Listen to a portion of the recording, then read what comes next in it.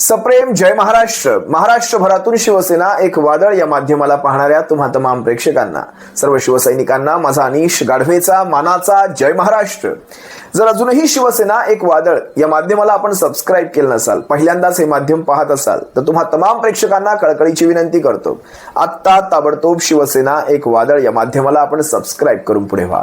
महाराष्ट्राच्या कानाकोपऱ्यापर्यंत शिवसेनेच्या ज्वलंत विचारांना पोहोचवणाऱ्या या एकमेव YouTube प्रबोधन माध्यमाला तुम्ही सर्वांनी मिळून मोठं करा ही नम्र विनंती करतो. काल भाजपाच्या एका भक्तुल्याने मला एक व्हिडिओ टॅग केला. तसं भाजपाचे भक्तुल्ले एवढी हिंमत करत नाहीत. जवळपास 8-9 महिन्यांपूर्वी एकदा हिंमत केली होती, पण ती वेगळी होती. ती सटकावून काढण्यासारखी हिंमत होती, त्यामुळे सटकावून काढला गेला. पण काल जी हिंमत केली गेली ती तशी नाहीये. एक फक्त व्हिडिओ टॅग केला गेलेला आहे आणि व्हिडिओ मार्फत काही संदेश देण्याचा प्रयत्न करतायत. मी तो व्हिडिओ तुम्हाला दाखवेल. खरं तर उत्तर द्यावं न द्यावं ह्या परिस्थितीत मी होतो, कारण ह्यांना काय महत्त्व द्यायचं, या दीड दमडीच्या भक्तुल्यांना काय महत्त्व द्यायचं. खरं तर देशाच्या दुर्दशेला भाजपाचे नेते जबाबदार नाही आहेत. जबाबदारीने सांगतो, त्याला जबाबदार आहे ते भक्तुल्ले, अंधभक्त, अंधविश्वासाने यांच्यावर विश्वास ठेवणारे. म्हणजे बुडा खालून काही सगळं काढून जरी घेतलं तरी आम्ही यांचेच गुलाम, ही अशी यांची जी वृत्ती आहे, ही अशी माणसे याला जबाबदार आहेत देशाच्या दुर्दशेला. असो, म्हातारी मेल्याचं दुःख नाही, पण तो काळ सोकावू नये म्हणून या व्हिडिओला मी उत्तर देतोय, या भक्तुल्याला उत्तर देतोय. तसं वैयक्तिक उत्तर देता आलं असतं, पण तुम्हा सर्वांसमोर सुद्धा हे पुरावे ठेवावे लागतील, कारण अशा प्रकारचे प्रश्न तुम्हाला सुद्धा अनेक जण विचारू शकतात. त्यांच्या थोबाडावर काही पुरावे फेकून मारावेच लागतील. सर्वप्रथम हा व्हिडिओ पहा, ज्यामध्ये त्या भाजपाच्या भक्तुल्याने काही प्रश्न, म्हणजे प्रश्नार्थी हा व्हिडिओ मला त्याने टॅग केलेला आहे. पहा. आज मैं महाराष्ट्र की जनता को बताना आया हूं, मैं पार्टी का अध्यक्ष था, मैं और देवेंद्र जी नेगोशिएशन करने गए थे. उद्धव ठाकरे ने स्वीकार किया था कि बहुमत एनडीए को मिलता है तो देवेंद्र फडणवीस भाजपा के मुख्यमंत्री होंगे, महाराष्ट्र के मुख्यमंत्री. और जब परिणाम आ गया, एनडीए जीत गई, तो उन्होंने वादा तोड़ा.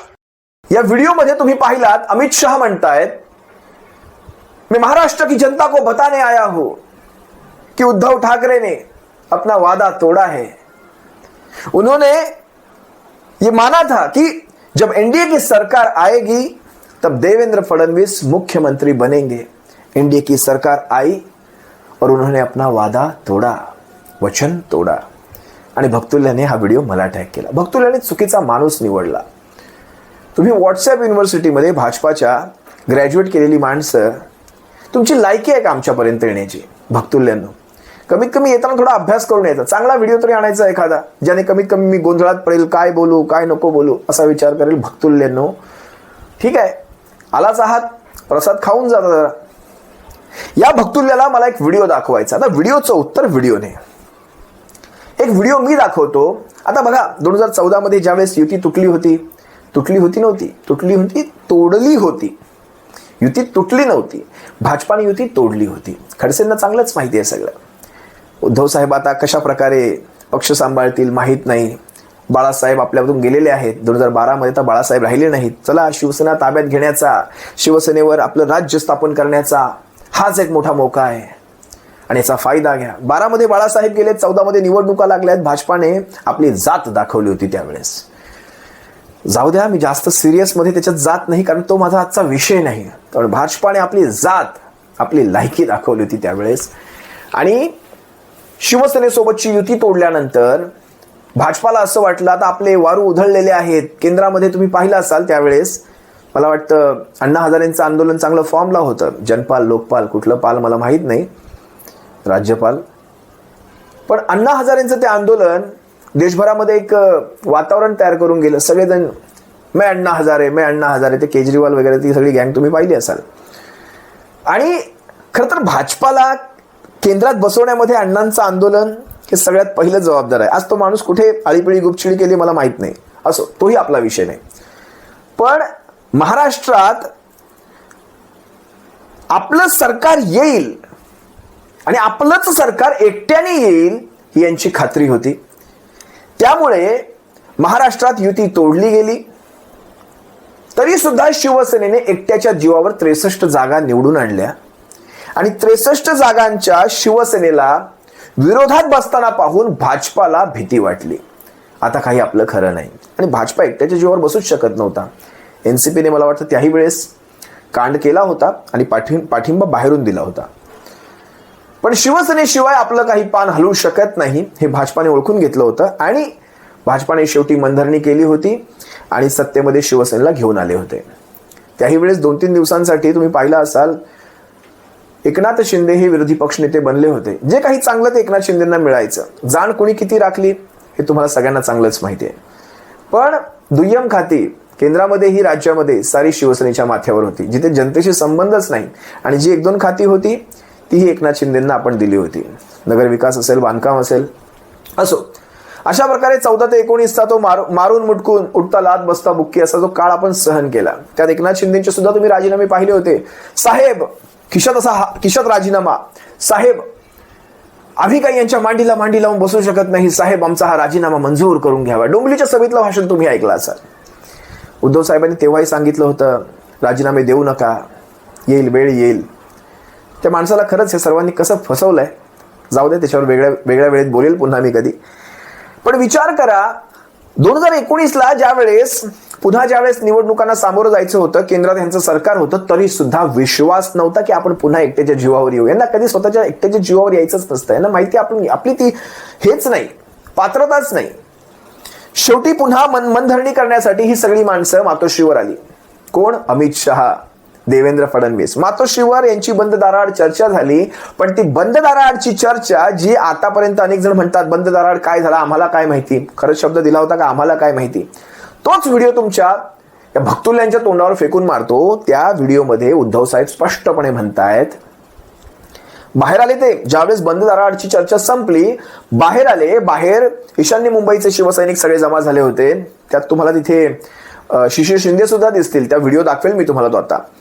त्यामध्ये शिशिर शिंदे आणि त्यांचे सगळे शिवसैनिक साहेबांना प्रश्न विचारतायत, साहेब काय घडलं. साहेबांनी स्पष्टपणे सांगितलं.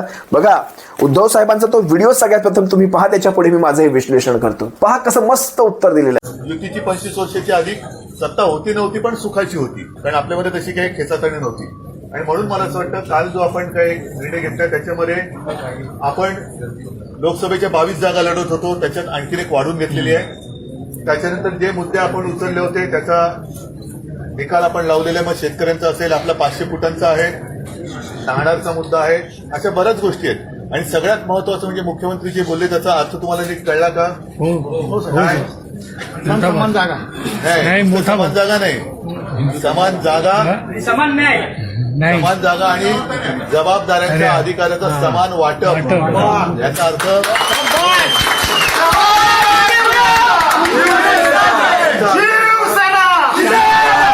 याचा अर्थ मी त्याच्यामध्ये समानता आणलेली आहे. पहिले 25 वर्ष आपण जे करत होतो की ज्याच्या जागा जास्त त्याचा मुख्यमंत्री, ते मी स्वीकारलेलं नाही. मी आपलं जे स्वप्न आहे की आपला मुख्यमंत्री झाला पाहिजे,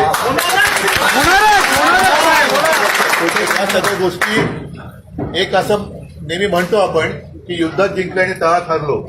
मला माहित नाही हा तळ असेल तर तळात हरलो की जिंकले तुम्ही ठरवायचं. नाही, जिंकणारच साहेब, जिंकणारच. नाही, हा जर कालचा आपला तह असेल तर तळात हरलोय की जिंकलोय. आता पुढची जबाबदारी तुमची आहे. तळामध्ये जिंकलेलो आहे, आता युद्धात जिंकावं लागेल. साहेब फक्त तुमचा आदेश.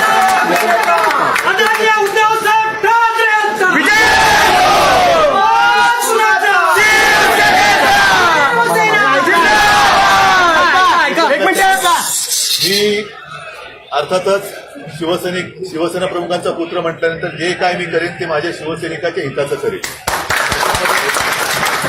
त्याच्यामध्ये मी कधी माझा स्वार्थ बघितलेला नाही, बघणार नाही.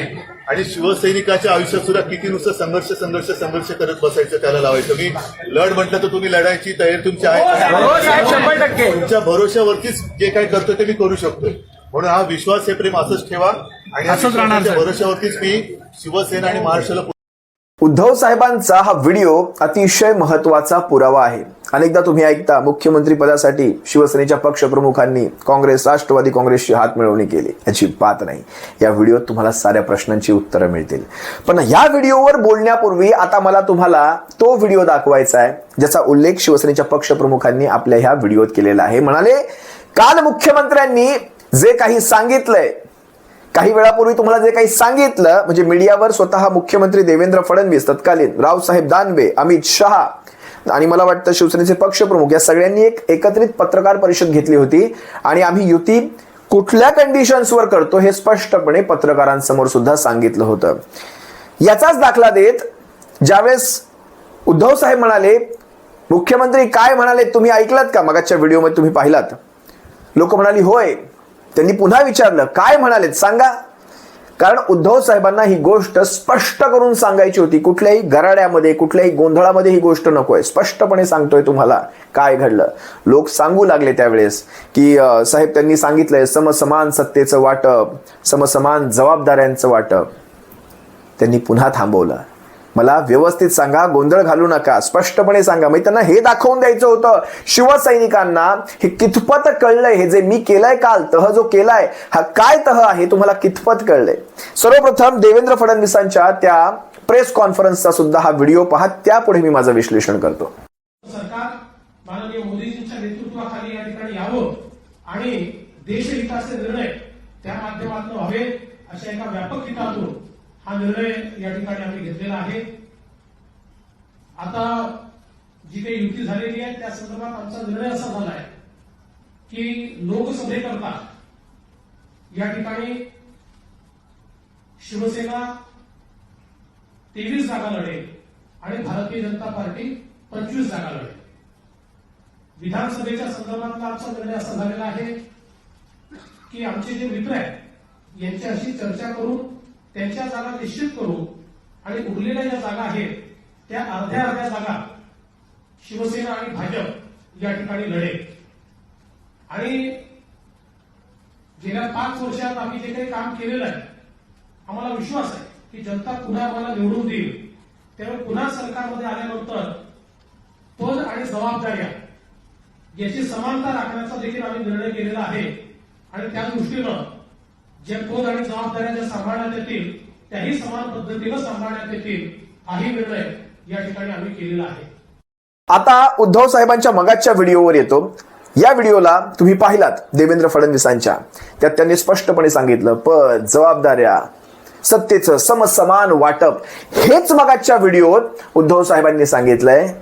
मी एक तह केलाय, आता या तहात मी जिंकलोय की हरलोय हे तुम्ही ठरवायचंय. ते काय म्हणाले, मी 2200 जागी 23 जागा घेतल्यात लोकसभेसाठी.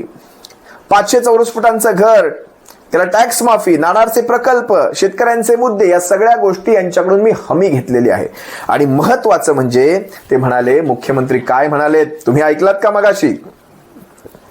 त्यांनी 2-3 वेळा विचारलं, समान जागा, समान जबाबदाऱ्या, अधिकाराचं समान वाटप. आता जे भक्तुल्ले किंवा आपल्यामधूनच आपण कधी कधी प्रश्न विचारतो की आपण उद्धव साहेबांनी मुख्यमंत्री पदासाठी हे सगळं केलं असेल, जे बात नाही. शिवसेनेचा मुख्यमंत्री व्हावा हे जे आपलं स्वप्न आहे, हे सुद्धा मगाच्या व्हिडिओत ते म्हणाले, शिवसेनेचा मुख्यमंत्री व्हावा हे आपलं स्वप्न पूर्ण करण्यासाठी हा तह मी केलेला आहे. आणि आजवर ज्याच्या सगळ्यात जास्त जागा त्याचा मुख्यमंत्री हे तत्व मी स्वीकारलेलं नाही. हे सुद्धा मगाच्या व्हिडिओत ते म्हणालेत, हे तत्व मी यावेळेस स्वीकारलेलं नाही. स्पष्ट सांगतायत. आणि जे म्हणतायत हे कधी ठरलं, हे कधी ठरलं, निवडणुकीच्या निकालानंतर कोण लालची झालं, कुणाची नियत फिरली, कुणी शब्द मोडले, आता हे तुम्हाला स्पष्ट होईल. हे आपलं स्वप्न आहे शिवसेनेचा मुख्यमंत्री व्हावा, आता ते नक्कीच पूर्ण होणार. तहात जिंकलोय की हरलोय हे तुम्ही ठरवायचं. शिवसेना प्रमुखांचा मी पुत्र आहे, जे काही करेन ते माझ्या शिवसेनेच्या हिताचं करेन. आणि त्यानंतर तुम्हाला मी मगाशी तो देवेंद्र फडणवीसांचा सुद्धा मी व्हिडिओ दाखवला, त्यात ते स्पष्टपणे म्हणाले होय, जबाबदाऱ्या आणि पदांचं स्पष्ट समान वाटप. आता मला सांगा, ते म्हणाले याच्यात मुख्यमंत्री पद कुठे होतं? याच्यावर देवेंद्र फडणवीसांची मी एकदा प्रतिक्रिया ऐकली, याच्यात पद, जबाबदाऱ्या मग पद आणि जबाबदाऱ्यांमध्ये देवेंद्र फडणवीस मुख्यमंत्री पद, आपण असं म्हणतो ना मुख्यमंत्री पद, हे येत नाही का? त्याला बाजूला काढण्याची काय आवश्यकता? म्हणजे मुख्यमंत्री पद सोडून बाकी सगळी पद जबाबदाऱ्या समसमान. बरं मला आणखी एक प्रश्न आहे. आपण जर एखाद्या स्पर्धेमध्ये उतरतो तर त्या स्पर्धेमध्ये एका समान, जर तुम्ही शर्यत लावताय, एका समान ठिकाणाहून दोन स्पर्धक एकत्र पळत सुटतात, असं नाही ना. 800 मीटरच्या शर्यतीमध्ये एका स्पर्धकाला तुम्ही 400 मीटर पुढे उभं कराल, एकाला 400 मीटर मागे उभं कराल आणि मग म्हणाल पळा आता, आणि जो पहिला येईल त्याला तो विजेता. असं होत नाही. जर तुम्हाला विजेता ठरवायचा आहे, एकाच ठिकाणावरून तुम्ही सुरुवात करा स्पर्धेला. म्हणजे याचा अर्थ असा, तुम्ही दोघांना समसमान जागा द्या लढवण्यासाठी. शिवसेना 117 जागा लढली त्यावेळेस, कारण तुम्ही मगाच्या व्हिडिओत पाहिला असाल, देवेंद्र फडणवीस म्हणतायत, मला वाटतं ते म्हणाले शिवसेना 23 जागा लढेल आणि भारतीय जनता पक्ष 25 जागा लोकसभेच्या लढवेल, आणि विधानसभेसाठी आमचं ठरलंय 50-50% जागा आम्ही लढवू मित्रपक्षांच्या बाजूला काढल्यानंतर. आता लोकसभेमध्ये घवघवीत यश मिळाल्यानंतर यांची नियत फिरली, आणि महाराष्ट्रामध्ये मग ज्यावेळेस त्याच्यानंतर लोकसभेच्या नंतर विधानसभेच्या निवडणुका लागल्या, त्यामध्ये यांची नियत फिरल्यानंतर त्यांनी शिवसेनेला 117 जागा दिल्या लढवण्यासाठी, स्वतः 163 ते 164 जागा लढल्या. आणि विषय मित्र पक्षांचा, त्या जानकरांचा पक्ष, मेटेंचा पक्ष, हे रामदास आठवलेंचा पक्ष, या सगळ्या पक्षांना एकही जागा, मला वाटतं 1-2 जागा ज्या मित्र पक्षांना मिळाल्या होत्या त्याही जागा स्वतःच्या चिन्हावर लढवून घेतल्या. 165 जागांपर्यंत भारतीय जनता पक्ष लढला. 165 जागा लढलेला भारतीय जनता पक्ष म्हणतो ज्याच्या जास्त आमदार त्याचा मुख्यमंत्री. एक काम करा, तुम्ही शिवसेनेला 10 जागा त्या लढवण्यासाठी, आणि तुम्ही 200 जागा लढवा आणि म्हणा ज्याच्या जास्त जागा त्याचा मुख्यमंत्री. हे तुम्हाला पटतं का? आता मी तुम्हाला भाजपाच्या ह्या काळ्या कर्तुतांची, ज्यावेळेस शिवसेना प्रमुखांना सुद्धा याची चांगलीच कल्पना होती, बाळासाहेबांना. एका ठिकाणी बोलताना बाळासाहेबांना मला एक जुना त्यांचा एक व्हिडिओ आठवला, आणि तो व्हिडिओ मी तुम्हाला सर्वांना दाखवतो. बाळासाहेब म्हणतायत यांची नियतच खराब, गोचडीची वृत्ती. जरा पहा ना बाळासाहेब काय म्हणतात भाजपाविषयी. केवळ हिंदुत्वासाठी आणि सरकार गाडण्यासाठी आम्ही काही सहन करतो, ते दरवेळेला सहन करता येणार नाही. आणि उद्या दुर्दैवाने युती तुटलीच तर आपण काय करणार आहात? शिवसेनेचं सरकार स्वतंत्रपणाने निवडून आणणार आहात? आणू शकाल? नक्की? आईचान का आपला कंटाळा? बघू मतदान सुरू झालेलं आहे, 2ला जाऊ, 2 वाजले, अहो उठताना, आणि 4ला जाऊ, 4 वाजले, अहो जाताना चहा पिऊन जाऊ, असं नका करू. पहिल्यांदा कर्तव्य बजवा. पण ही पाळी महाराष्ट्रात येणार नाही. परवा मी गोव्याला जातोय, जाहीर सभा होणार आहे, आणि त्यांना सुबुद्धी सुचेल अशी मी अपेक्षा करतो आणि प्रार्थनाही करतो. पण जागांचा बंटवारा हे आमच्या पुढे ध्येय नाही. मग ते म्हणते मग असं जर असेल मग तुम्ही आम्हाला कशा करता? आज पूर्ण महाराष्ट्रामध्ये आपण विचार कराल तर शिवसेना जेवढी एकंदर मजबूतीने उभी आहे, पाळमुळं जेवढी खोल गेली तशी तेवढी तुमची नाही आहे, बिलकुल नाही. आणि सत्य असताना आमच्या जोरावरतीच तुम्ही आलात ना, तुमचा आम्हाला फायदा झाला असं आम्ही नाही म्हणत नाहीये. पण कधीही तुमचे 10 खासदार ह्या महाराष्ट्रात केव्हाही निवडून आले नाही, ते त्यावेळेला आले. हा युतीचा परिणाम लक्षात घ्या, आम्ही लक्षात घेतो. आम्ही असं म्हणत नाही की केवळ आम्हीच आणि आम्हीच नव्हे, तुम्ही सुद्धा आम्ही सुद्धा मिळून हे असं. पण काय ऐकायलाच तयार नाही. तर अशी गोचिडी प्रवृत्ती ठेवू नका, बिलकुल ठेवू नका. दूध प्यायचं तर सरळ दूध पिया. दूध संपलं तरी मात्र रक्त प्यायला लागाल तर मात्र पंचायत होईल. व्हिडिओ पाहिल्यानंतर खरं तर गहिवरून येतं, कारण बाळासाहेबांचा आवाज, बाळासाहेबांचे विचार आपणा शिवसैनिकांसाठी अमृतापेक्षा कमी नाहीत. बाळासाहेब काय म्हणतायत? केवळ हिंदुत्वासाठी आम्ही काहीही करतो ते दरवेळी सहन केलं जाणार नाही. हेच तर शिवसेनेच्या पक्षप्रमुखांनी केलं, उद्धव साहेबांनी.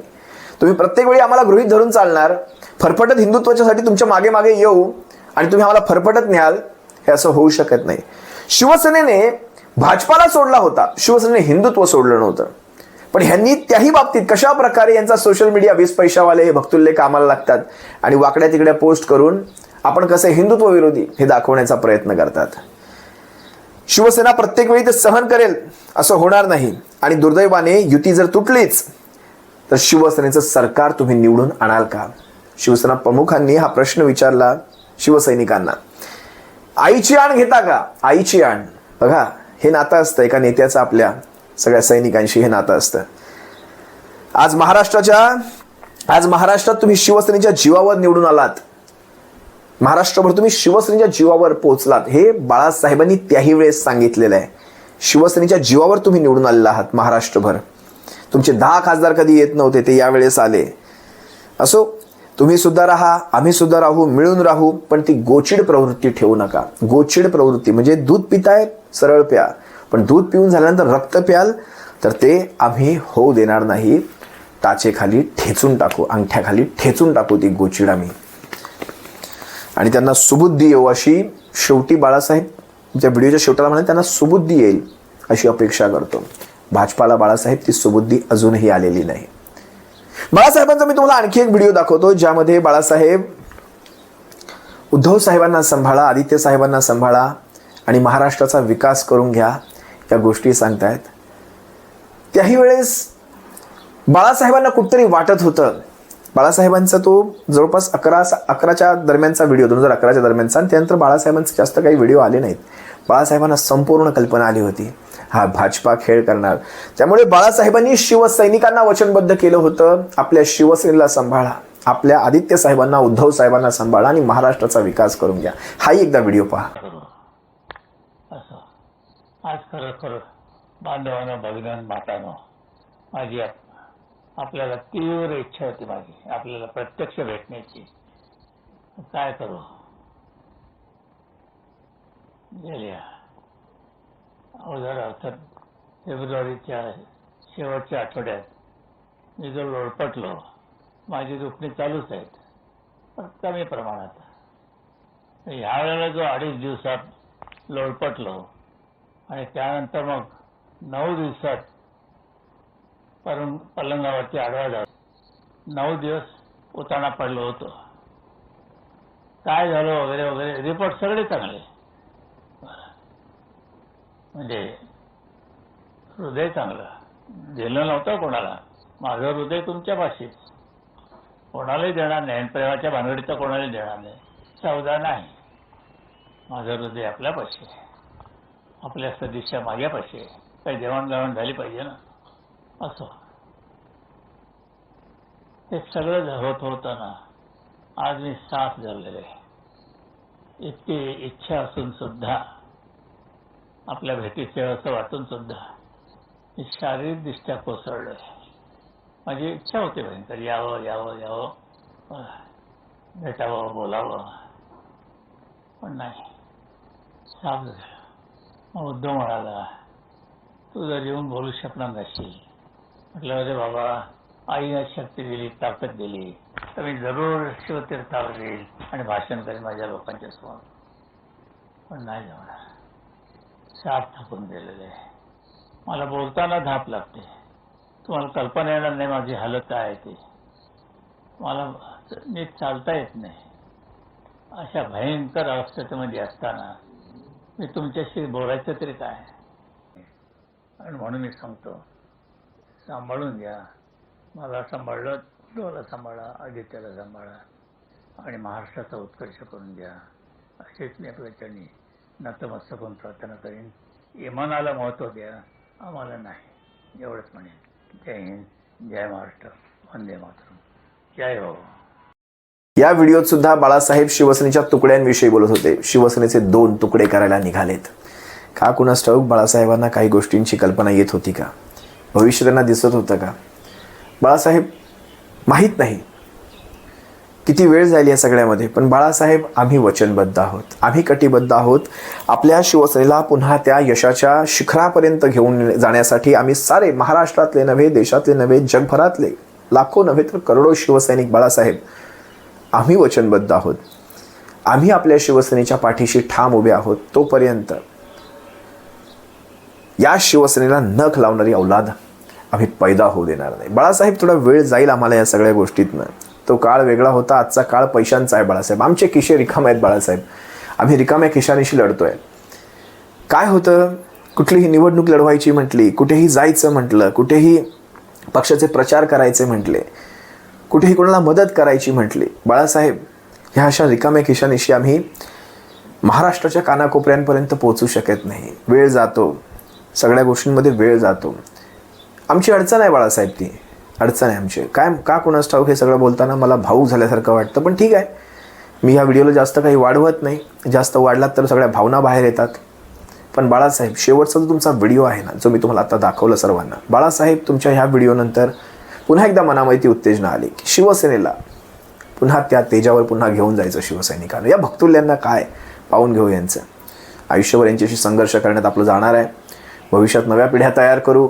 शिवसेनेला खेडोपाड्यापर्यंत, वाड्या वस्त्यापर्यंत, गावागावापर्यंत पोहोचवण्यासाठी आपण कटिबद्ध राहू.